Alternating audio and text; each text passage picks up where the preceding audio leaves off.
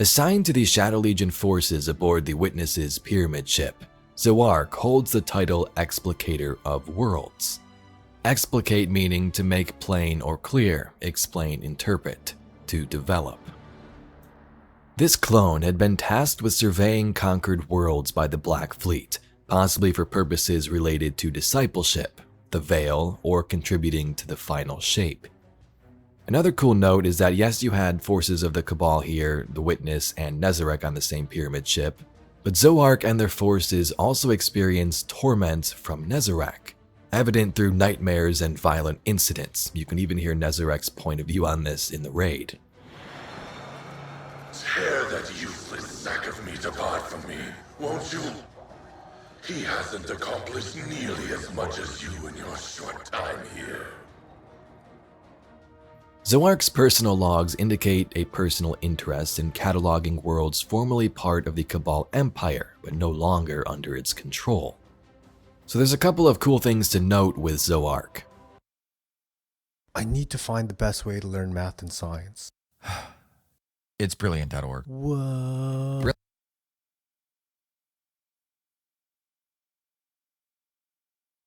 One, he was a Cabal clone working for the Witness, but was created by Callus. So a clone was interested in or was directed to search for former worlds belonging to the Cabal.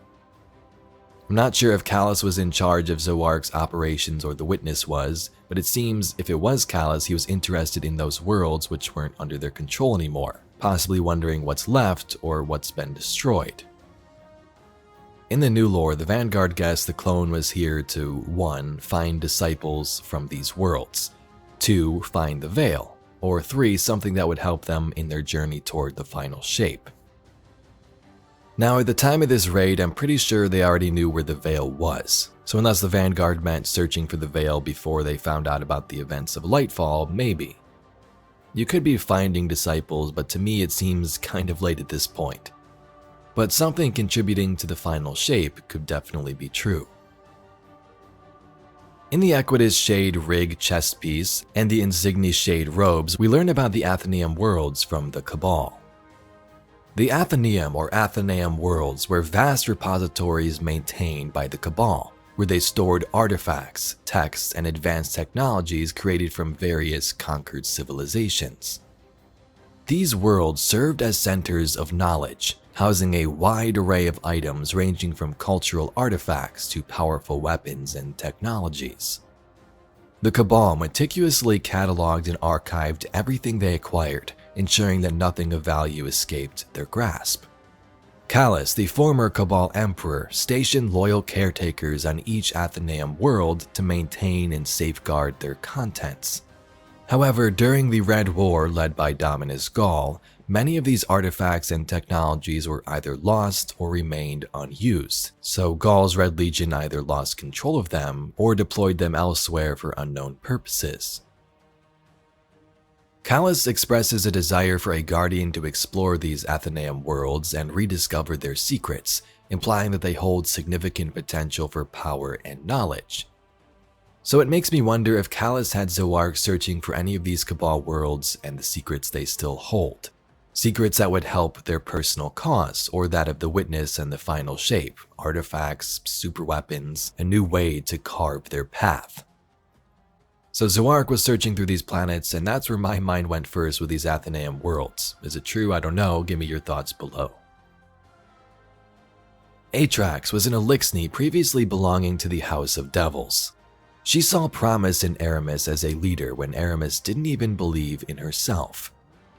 Her devils were responsible for the events in Zero Hour, trying to steal Siva, then eventually taking up darkness in Stasis on Europa. Yesterday we heard Atrax 1 mentioned as the Wild Card. There is a quest in the final shape called Wild Card after the campaign, but there's also a lore card from book The One Ship Stealer with the same name. So at first it seemed like a nod toward that final shape quest, but in reality Atrax was always known as the Wild Card. The card says this: I am Atrax, the Wild Card, and I have been charged by my Kel to speak to the youth of the Elixni.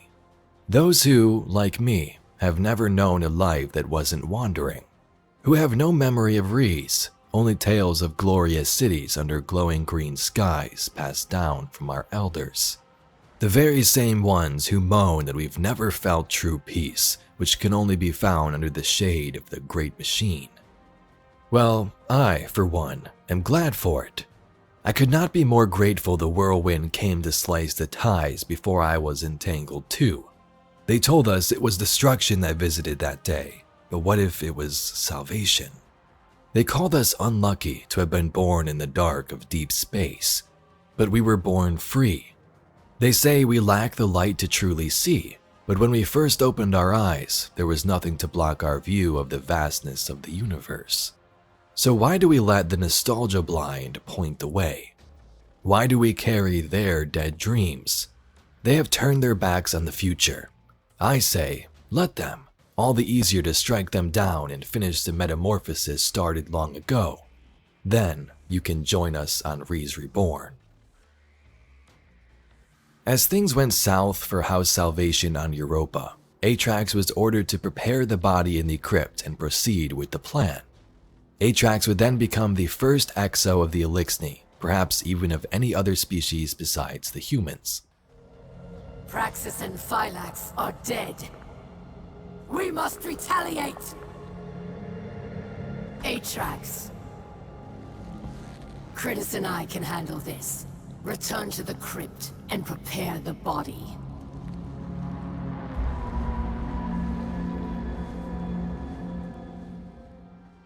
The mask of Bakris is actually Atrax's face before she became an exo.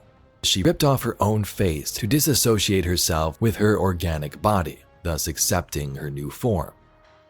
Oftentimes these bodies can reject their new exo form, so she didn't want this to happen. When Guardians encounter her in the Deepstone Crypt, she has many powers. Her mind can command multiple copies of her exo frame and even teleport. She drops these duplicates of herself that need to be ejected into space, and the Guardians have to figure out which clone here is the correct one to end her for good. Now the Hidden believe a copy of Atrax 1 still exists in the Deepstone Crypt, but has yet to be verified, and some Guardians believe what we destroyed in the raid was just a clone. Now this could be a hint from Bungie at future content, maybe a story mission in the final shape or a dungeon. It could also be a nod to a glitch in the raid where you could escape out of bounds and find a real enemy holding the boss's health. In the lore though, we know there are copies and backups at the Deepstone Crypt, or there were in the past. When Banshee or Clovis 1 and Elsie fought the Vex, they made imprints of their minds to bring them back continuously as they would go fight, die, and reboot.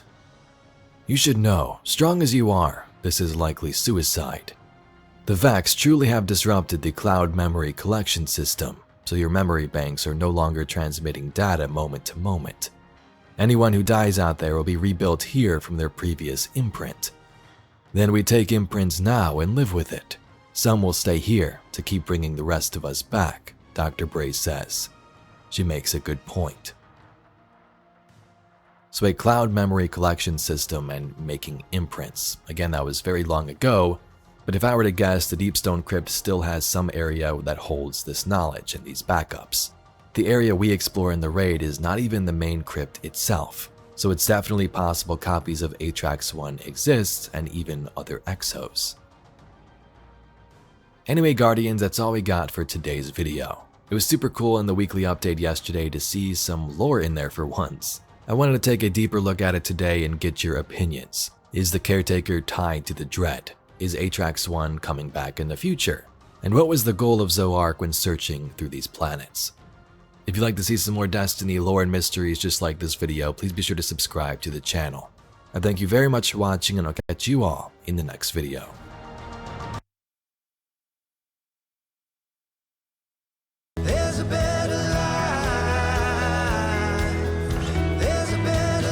Hi everyone, I wanted to give an update since making that video where I talk about the difficulties Shadowversity is going through. And the main thing that I want to do in regards to that is just to thank everyone who has thrown their support to this channel to help us continue making the content for you, the content that you love. And genuinely, that support has been overwhelming. We're not out of the woods yet, and I do not know what the future holds, but I do believe that we're absolutely going to survive, and it is solely thanks to you. Thanks to everyone who is giving a comment in support, sharing the content, upvoting, as of course watching it as well. And thank you especially those people who also signed up to become supporters of the channel on the various different platforms. It helps out more than we can express. And we're at a point where we're basically can only go forward with that support. So genuinely, it is thanks to all of you. You enable us to keep the lights on and keep going. And I am confident that we will absolutely be able to keep making the content with that support. It might have to change still. We have to reassess things going forward, but we will be here and we'll make the content that you love. It is a difficult time on YouTube, but I say that while knowing that this is one of the best jobs in the world. I'm so lucky to be able to do it, and if things change where I'm unable to do it in the future, if the things do get worse in the future, I'm just going to be very grateful for the opportunity I've had to make this content and to have the incredible community we've had. I'll always try and find a way to, because I love making content regardless, even if it isn't a career, but having been able to support my family and also my employees from making the content has been one of the greatest privileges in the world. And I understand I'm not entitled to having that privilege, and if things change, I might have to end up doing something else. Because we're not the only channel that's facing this. I mentioned in the last video, other channels have been reporting on this, and since making that video, many have actually reached out to me, commenting. There's a video that someone told me, is like, yeah, it's not just happening to you. Have a look. This was from Teil. He has a channel called Teil 2, where literally commenting that this algorithm change that happened in January or at the beginning of the year and is getting rolled out at different phases is affecting heaps of content creators on YouTube. So February 2024 was one of my lowest months view-wise on YouTube since sometime in 2020. January was kind of down. February was a significant drop. What makes the most sense is the videos that I posted in February probably just weren't that good, or people just didn't like them as much, so they got less views, and that's why it was down so much. I started like digging into it, and the videos that I posted in February weren't that much different than the videos that I always post. So I kind of thought, you know, that's probably not it. These videos are pretty in line with what I usually do and what you guys usually watch. So what could be causing this drop? So I started looking at some other channels' analytics to see if anybody else had been experiencing this drop that I was experiencing. Something within YouTube itself has changed. The algorithm has changed. Something has changed, and it's whatever it is, it's not helping. What has changed? There's obviously something within YouTube between January and February that has changed, that is dropping everybody's views. Not just content creators, because yeah, Teil mentioned it, and he mentions that there's been this weird change with other channels as well. Other channels reaching out to me. Baggage Claim posted on Twitter saying, what's going on? My content hasn't changed. Views have gone off a cliff. Clownfish TV has been reporting on this, that traffic to independent websites through Google has been dying. And so this isn't just happening to Shadowversity, even though it is detrimentally affecting us in a big way. Yeah, this algorithm change that happened in January is affecting a lot of people. Not everyone. I just don't know what's going on with recommendations at the moment because they seem very arbitrary, hard to predict, and I'll share you some examples about some of the content I've made since making that video, the changes I've made since that video, trying to see if there's anything that I can do to help make things better. Because unfortunately, that seems to be one of the things that a lot of the skeptics missed out of the video that I made announcing the difficulties that we're having. These difficulties, remember, started in January, and if viewer interest was declining, we wouldn't have had the views that we've had on the videos just before January, even since we've had videos that had great views. The big thing that seems to have been changed is the recommendations of backlog content and recommendations to new subscribers. That's what I mentioned. And so if it was something wrong with the content, we would have seen a gradual decline over a certain period of time. Not a sudden drop off a cliff that happens in January that doesn't coincide with any controversies that might have made people want to move away from the channel, because it didn't happen during those times where, and by the way, some of those controversies gave us a boost in subscribers as well, by the way.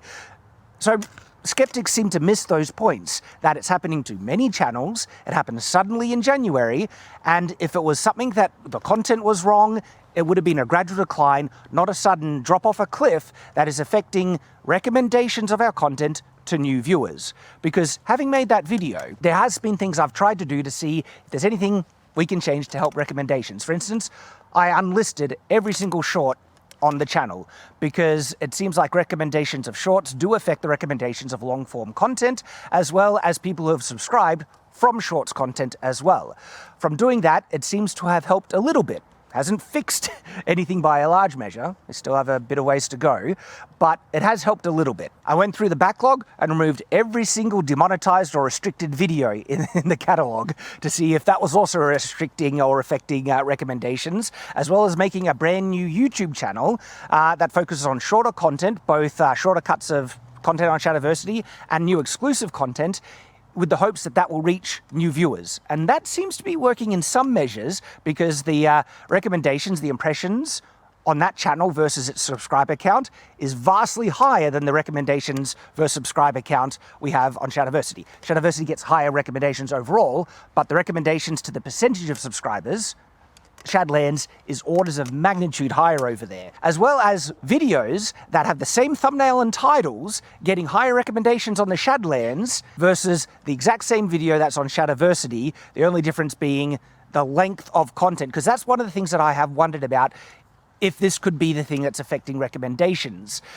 I think it's a number of things. First and foremost, YouTube is clearly recommending different content that I'm not interested in. Like on my home feed, and so many people have reported this, by the way, weird recommendations of videos that have barely any views that you have no interest in. And I've been flooded with that, of content that just I'm not interested in watching or viewing.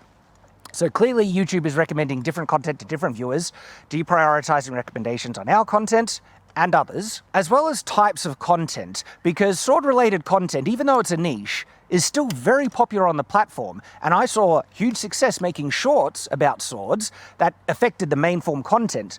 So it didn't mean that I wasn't getting good views on shorts. It was just seemingly having a detrimental effect on views of long content, as well as shorts not making any money and being largely pointless for the channel that we have and the business that we're trying to run. So yes, I unlisted shorts, but shorts do show that people are interested in the content.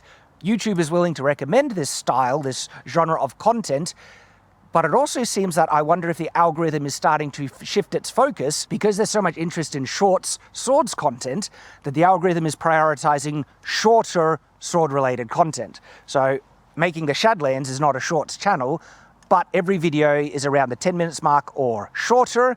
That's the focus of it, and it's going to be interesting to see how well that channel goes. As I mentioned, there is still huge interest, not only from our audience, but across the platform in sword-related content, as shown by many successful videos. Videos that have had huge views before this change in January, after the change in January, and even after the video I posted sharing the difficulty. We've had one of our videos reach nearly 500,000 views. Yet, with a video that's had so many views, right? That's large numbers, right? Barely any significant increase in subscriber growth from the video that's had 500,000 views. That has never happened before in my entire time on the platform. I mentioned that in my previous video. That's not how things have worked up to this point. So most of those views come from already subscribed viewers, and that video, even with 500,000 views, is not getting recommended to new viewers to the level that my older content was just before January. It's a shocking difference. And by the way, new subscribers, new viewers, all right?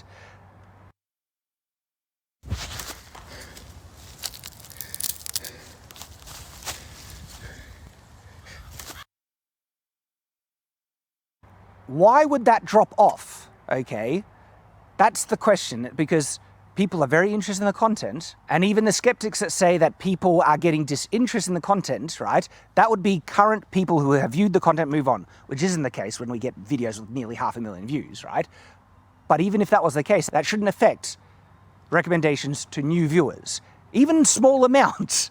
When you have a video that has 100,000 to 500,000 views, there should be, especially the 500,000 one, there should be a boost of several thousand new subscribers. That's always been the case with videos that size. It is an anomaly, a strange, weird thing that they have changed in January, but it also shows that there is a huge amount of subscribers. We still have over 1.6 million subscribers on this channel that are very much interested in this content.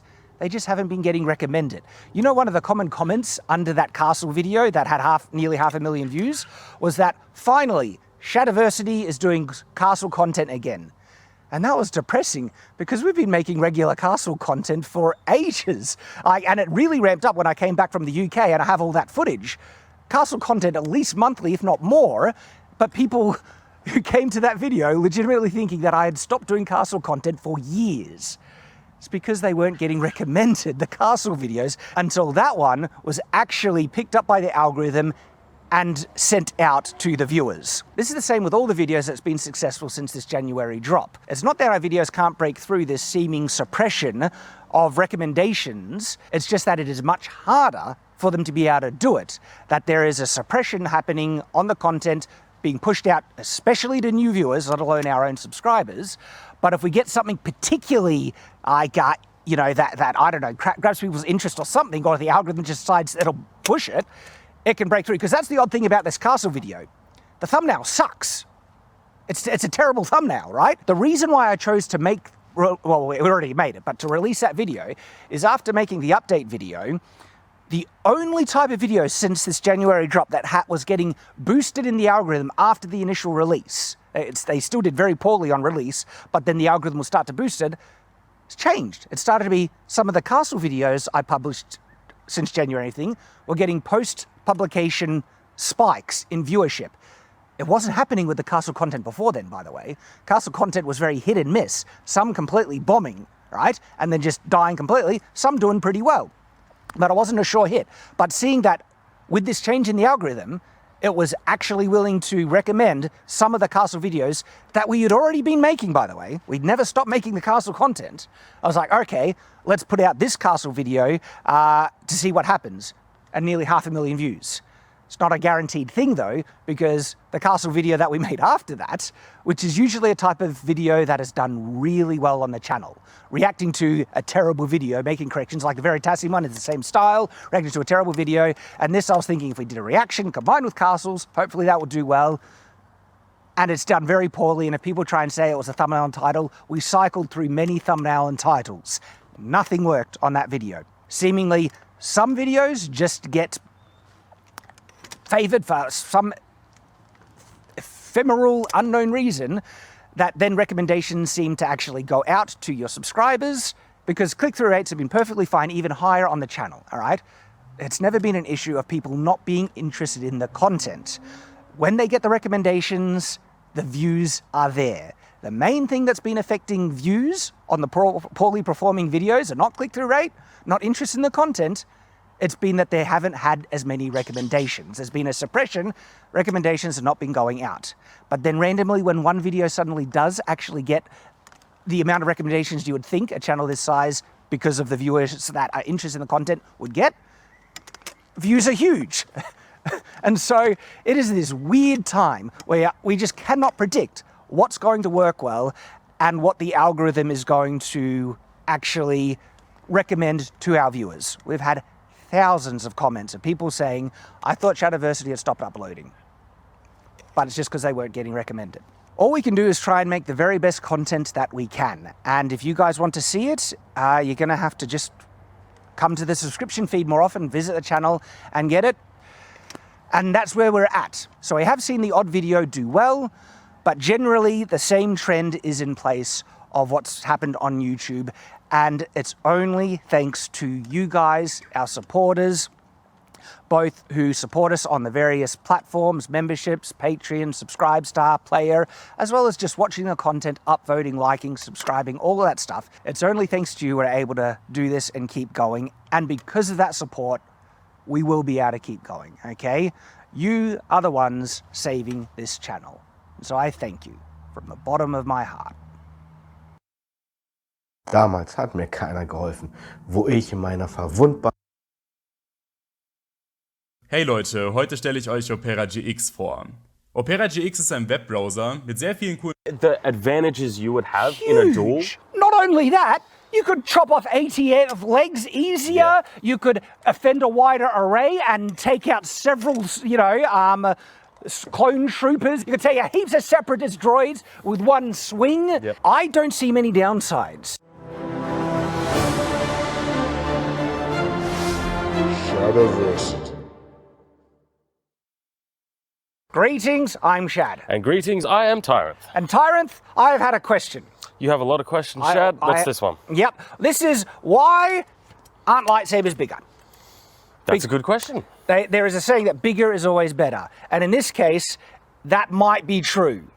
Some people say that it's not the size, it's how you use it.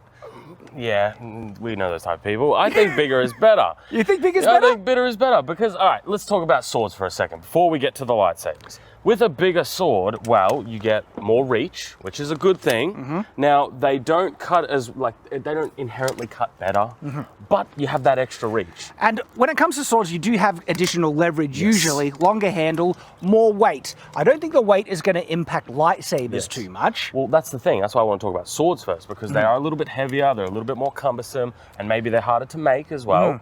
But with a lightsaber, I can't really think of any downsides. Exactly, because one of the downsides actually with really big swords is actually the weight. Yeah. It depends on the canon explanation you go with, but generally there's a general understanding that the energy portion of lightsabers don't have weight. Yes, that is, for the most part, I think most people agree on that.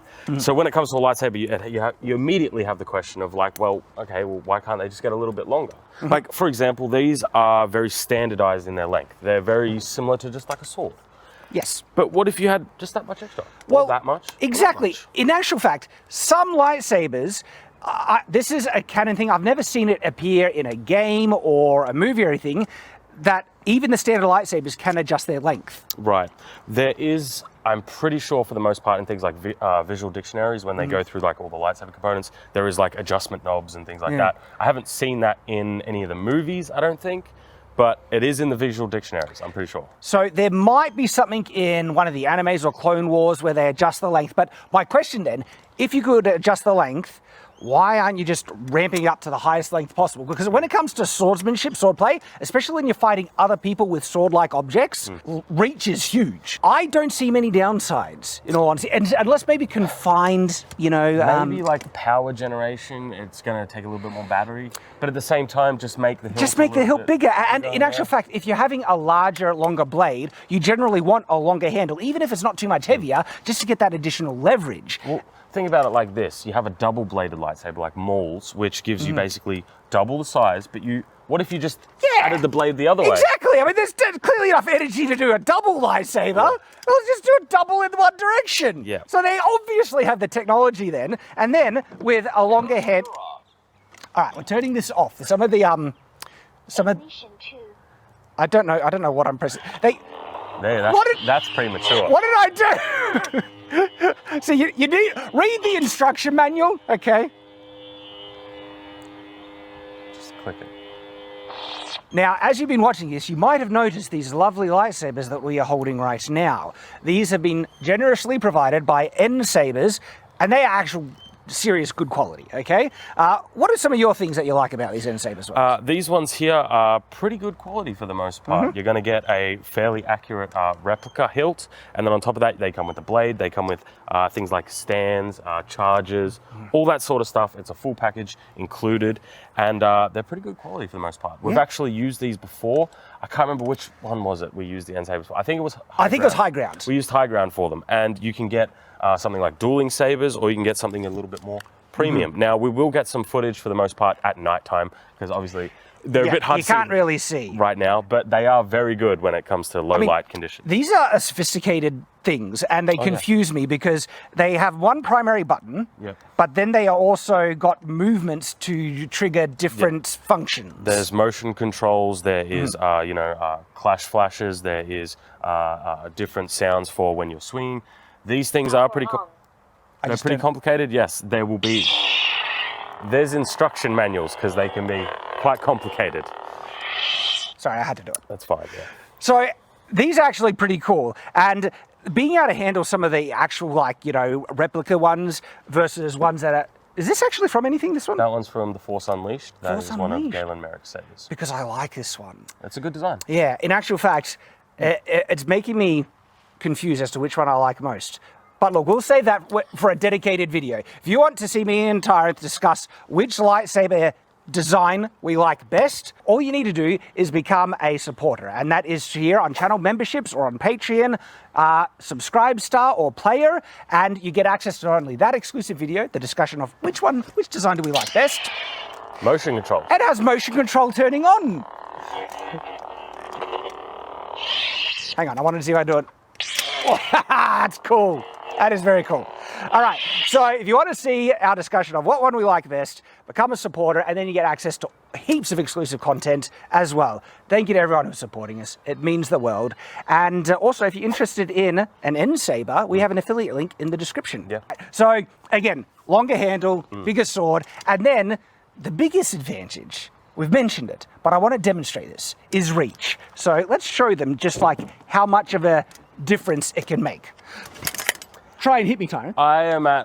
He's put me at long point, and I can't even reach him. Maybe I can get his little fingies if I really But try. if you try and get a fingy, let's just stretch it out, right? Like, if I just wanted to snipe his hand, I'm completely safe. Reach is devastating. There's a reason why weapons were made longer when people were fighting other weapons. Yeah, and something like a crossguard, especially when it comes to reach, maybe that'll save you, but with a lightsaber... But you can have crossguards on lightsabers. What do you think about the blade design in terms of being cylindrical?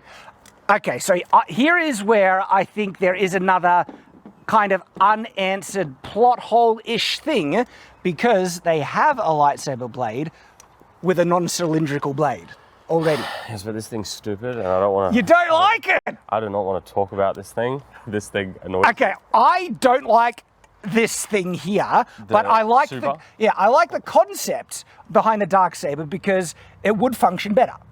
Would it though? I mean, would it though? No, you've started me now, Shad. All right, let's go. Let's do this. All right, why would this function better?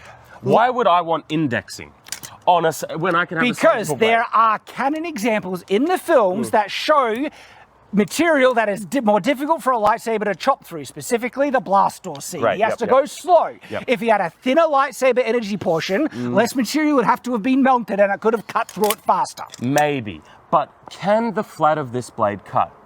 Probably. It should be able to. Oh, that's fascinating, because I've looked at the clips and I can't find any evidence for that. Because no one does, because it's more efficient to do it on the edge. It's faster and easier. But why would you introduce something so stupid into canon? Because if that is indeed better, why don't they all have that, Shad? That's a good question. It's the same question. Why don't they make them with crossguards or make them bigger? Right, okay. But then we come to another thing. Why does this have what I would consider a primary edge? Why does this have what I would consider a curve? It's not a curve, but let's call it a curve for the purpose of argument. That's a very good point. There's no point why it needs a primary edge or a curve at all. No point at all. Exactly. Like, it should still be double edged to get the same effect. Why would you have an asymmetrical blade? That is dumb. You are correct. Thank you. Yes. This whole thing has problems with it.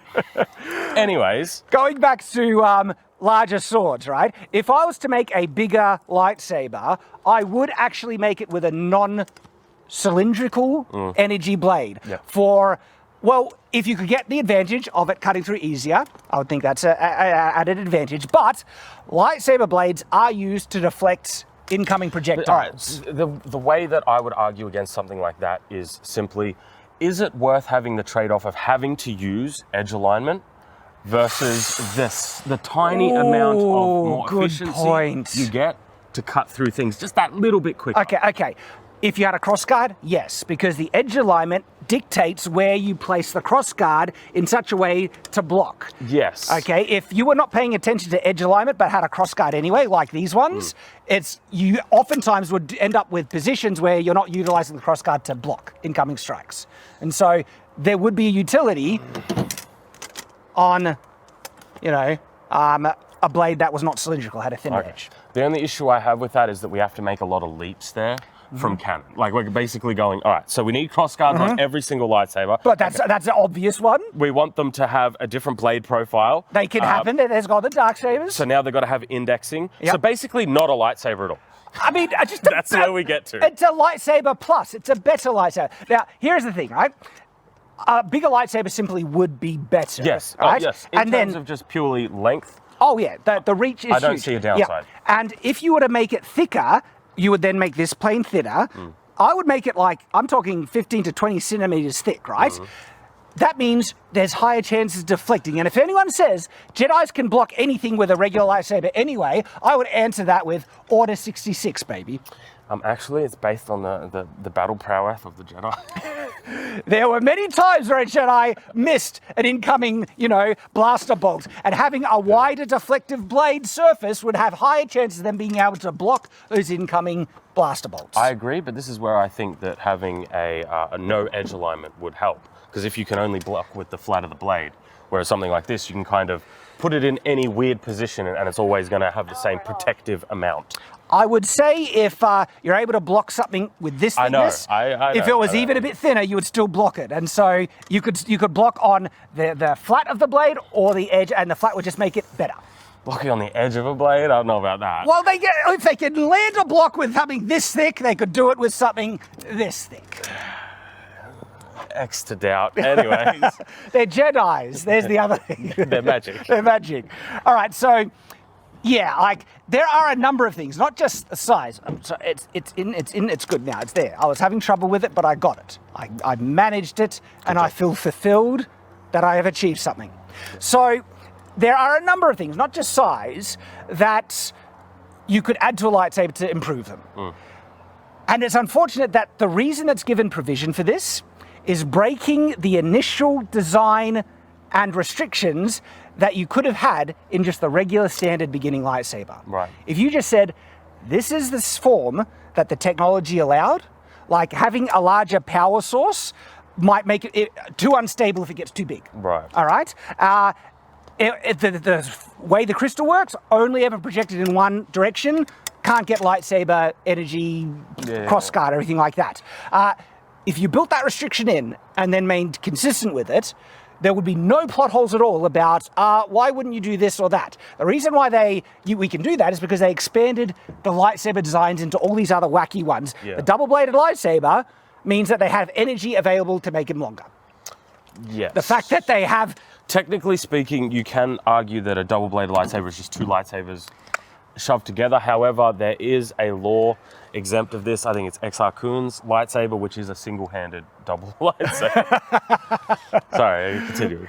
So, because they've broken their own law to make all these different wacky ones, it just, unfortunately, opens up opportunity for sword nerds like me to come in and say, well, why didn't you think of that? Yes. Just what happens. I mean, if you've got enough power to generate a blade that big, you got a little bit extra to get, you know. Yeah. And the advantages you would have in a duel with a blade that length against something like this. Not only that, you could chop off 80 of legs easier. Yeah. You could offend a wider array and take out several, you know, clone troopers. They won't fire. All right, not the Republic, it was the droids of the Separatist droids. There, that's right. You could take out heaps of Separatist droids with one swing. Yep. I mean, there's just, the only downside is confined quarters, but then if you can adjust the length, you could just shrink it. Here we come into the final pet peeve-ish thing that I have mentioned before, manipulating the blade in the middle of combat. Even if they don't say, like if you could increase the length, right, and you're locked up and just go straight through someone. But not only that, I've mentioned turn it off and on. I have a dedicated video talking about, like, if you could turn it off and on and fake a strike, and so they're coming into block, you turn it off and then on and hits, instant death. That's really getting into the weeds. But It is. Just for today's episode, we're talking about just, the length. The length. And what do you guys think in the comments below? Do share them. Check out N-Sabers if you're interested. We have the affiliate link. And if you do want to get into the weeds as to why not just turn it off and on, I have a dedicated video right there talking about it, because lightsabers are fun. And they're fun to talk about and geek out about. And they're also fun to play with and use. So do check out that video. Hope to see you there. Hope you enjoy. See you later.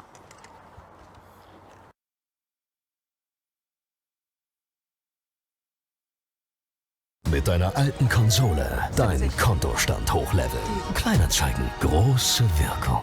Before we begin, no, it's not the katana.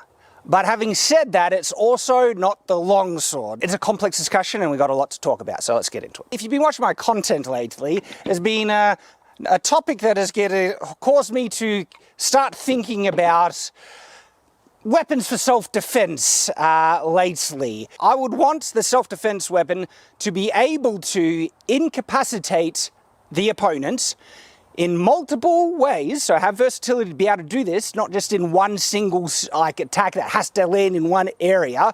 With that standard, that I feel a good self-defense weapon should be able to fully incapacitate someone with a good solid strike, multiple areas. Well, a large bladed tool to hold up their hands, a good solid strike, you can strike from multiple areas, you get thrusting. Thrusting is an interesting one when it comes to machetes. We'll talk about that a bit more. But the point is, this is why the sword is still actually a great self-defense weapon, because it has that capacity. Someone gets a solid cut on the arm, especially if you're dealing with a sword that can do serious damage and has the potential to chop off an arm. Well, you're dealing with a serious weapon that has some very powerful stopping power. Why is a one-handed weapon better? And for me, when I consider it, and this is why I agree, having a free hand is, depending on who you're facing, and this is also about modern contexts versus other contexts. This might not apply in other contexts where you're fighting people with weapons similar, talking about blades and swords and stuff, but we're not. A hand is a great distancing tool and a great deflecting tool, because to get the full power out of a sword, you do want distance to be able to get a full strike in, full powered strike. And so even when they rush you and they get close, you can push back, strike, and deflect. And so having a free hand is also great, because it also means you could use other weapons or tools to help out, still get the distance that you want, and you get full versatility as well. So that's why the sword is still a viable pick when you look at and consider many weapons. Sword against gun, obviously not a good matchup. And if you're in a situation that you can't run away, there's a but. I mean, having a sword is better than nothing, and I think having a sword would be better than having a smaller knife or something. It has a higher chance of incapacitating an opponent. I'm not saying take on someone with a gun, all right? I'm saying if there was like a no retreat scenario, at least a sword would be better than nothing. But the other weapons that you're likely to face in a modern setting, very commonly, are knives. Very common for people to wear knives. And unarmed. Attacking you without a weapon, something breaks out, and if you get attacked by an unarmed opponent, having a sword gives you a massive power. In fact, that sword might be enough to just cease the conflict right there, because it's so intimidating and threatening. They know they're going to get cut up, potentially killed if they attack you with it. Could end the conflict right there. So a deterrent by display of force is a real thing. In all these situations, excluding the gun, but all these other weapons, the sword gives you a profoundly significant advantage. The types of swords that people default to mostly when they look at a bladed object for self-defense are machetes. Surprisingly, they're actually really good for reasons that I'm going to explain in this video. It's not the best though. I actually think there is a type of sword that excels far beyond just general machetes. Machetes actually have problems. One of the first things to consider in terms of this is reach. You want a weapon that will have higher chances to outreach the most common types of weapons you'll be faced with. And if you're going to be faced with things like, more often, knives, unarmed, and things like that, something as long as a longsword will be very effective. I'm not saying it wouldn't, but it also is a little bit of overkill because a shorter weapon will outreach very well these other types of weapons, but it would also be more convenient. Something as big as this is really awkward, it will get in the way a lot, and that's a problem. So you want it to be able to outreach most of the weapons, so long enough to outreach the weapons, but short enough to be worn easily, concealably, and we also want it one-handed. So already, we are coming to one of the weapons we started with in this discussion.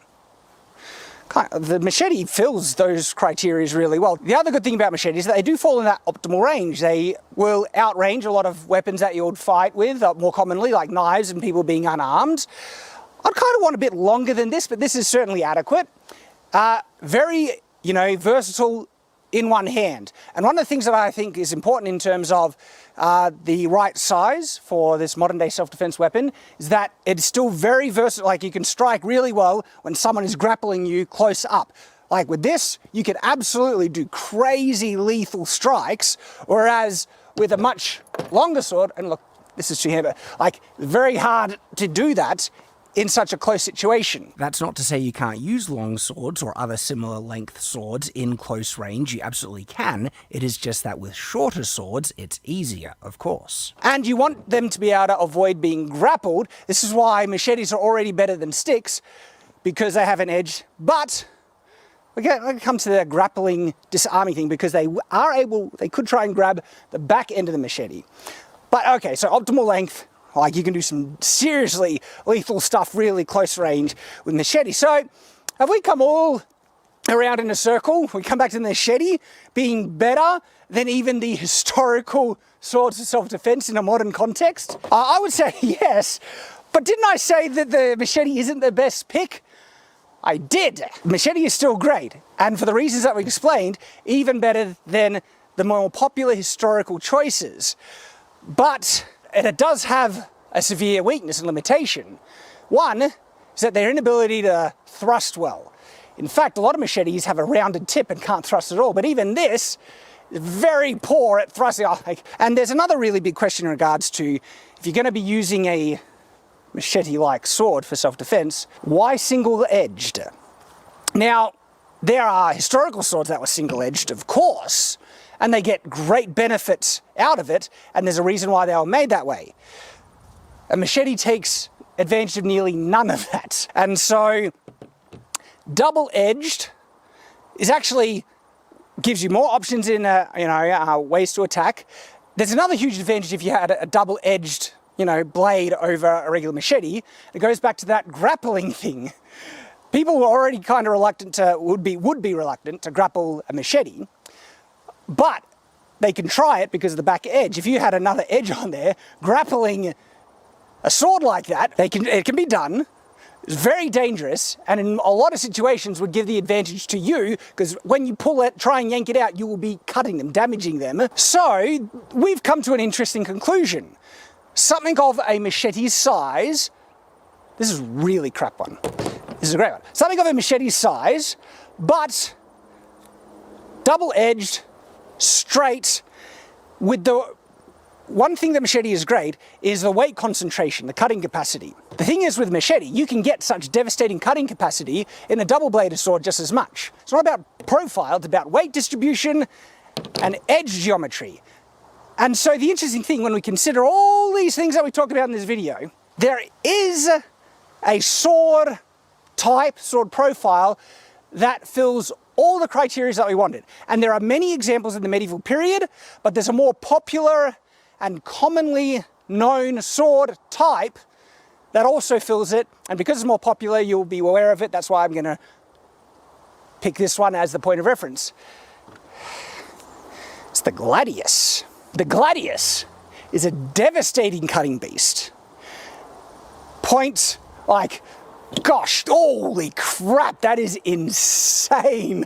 And with it being double-edged, all right, you can strike with the back edge, get far more versatility. There we go. Honestly, a gladius or gladius type sword is my pick for the best sword for modern day self-defense. And with that in mind, I decided to go online to have a look at what was available online, what types of swords you could get online that would fill all the requirements and probably be a bit easy to wear. Yes, the United Cutlery Combat Commander Gladius sword. And wow, the weight in this is just phenomenal. Like you get, really, really good, really versatile, but in terms of its cutting capacity, gosh, I could just feel it in the weight. This really, really good and far more versatile in the hand. This is actually one of the better ones out of all the modern day swords I picked. The convenience of this United Cutlery Gladius is great. Its weight is brilliant. And at the moment it's probably my #1 pick, actually, for what I could find available. This modern day kind of tactical design Gladius is a vastly better pick in my opinion. Vastly, maybe I'm over exaggerating, I do that for hyperbole, but it is much better. I do feel it is much better than the kind of default sword people pick when they think of modern day self-defense. They always go to the machetes when sword design and sword diversity and all their designs, there's so many to consider, all right? When considering them all, this hits so many of the points that you want really, really well. The best sword for modern day self-defense is a Gladius-like sword. Thanks for visiting the Shadlands, the place to find quick and easy to watch sword-related content. This video was a supercut or clip from a larger Shadiversity video. If you'd like to see the full-length video, please click on the provided links, and I hope to see you in the future. I need to find the best way to learn math and science. It's brilliant.org. What?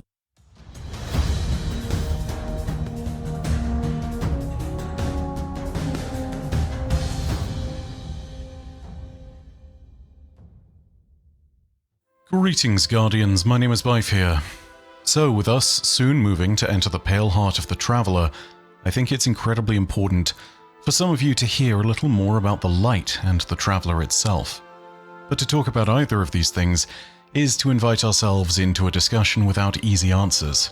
The most fundamental mysteries of the light and the Traveller are yet to be revealed. But we can talk in relatively certain terms about one thing: the times when we have heard the Traveller. Today is the first of 2 videos. In the second of them, we'll be discussing the moments where the Traveller has communed with us specifically, or with other individuals throughout the system. Today, though, I think it's high time we talk about those who have supposedly communicated with the Traveller, or at least heard it on a regular basis. I am, of course, talking about the speaker, or rather, speakers. You'll understand in a bit.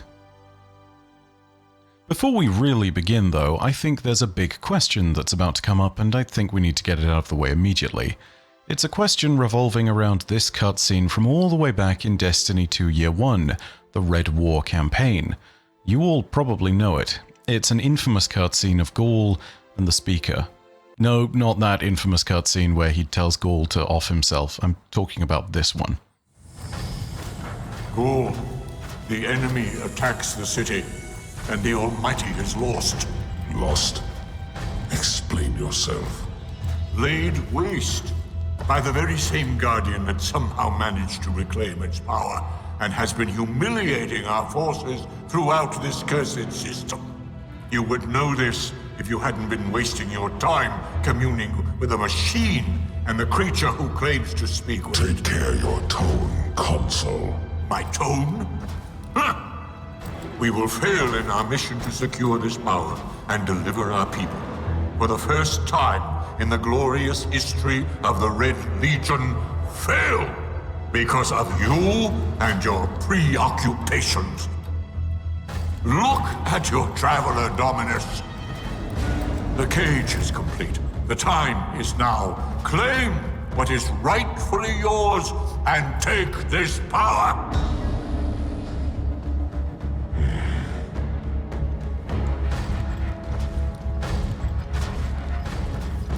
Tell me, Speaker, what more does the Traveller want of me? Gaul, I speak for the traveler. I never said it spoke to me.